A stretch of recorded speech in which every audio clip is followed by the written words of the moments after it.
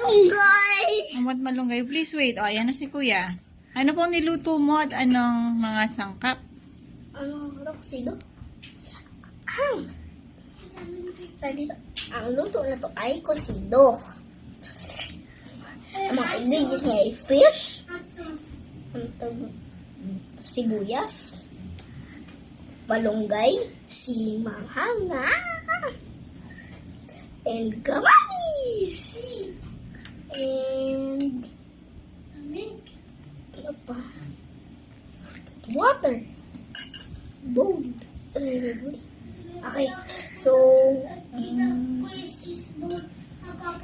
meron tubig. Ano ba ba?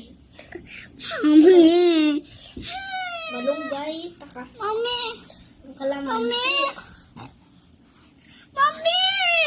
Mali mo bang i-share kung paano mo po ito niluto? Mom. Anong gagawin? Again. Ang? Ang unang gagawin ay kumuha ng lutuan at pumunta sa stove.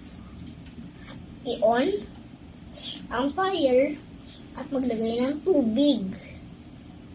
And then, I forgot sibuyas, tsaka kamatis.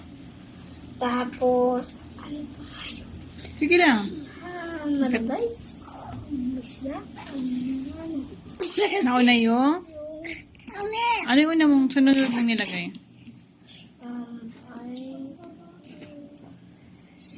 got Sili? Mami, ako na. Isda. Mm-hmm. And then, malunggay. Mm-hmm. And then, kalamansi. And then,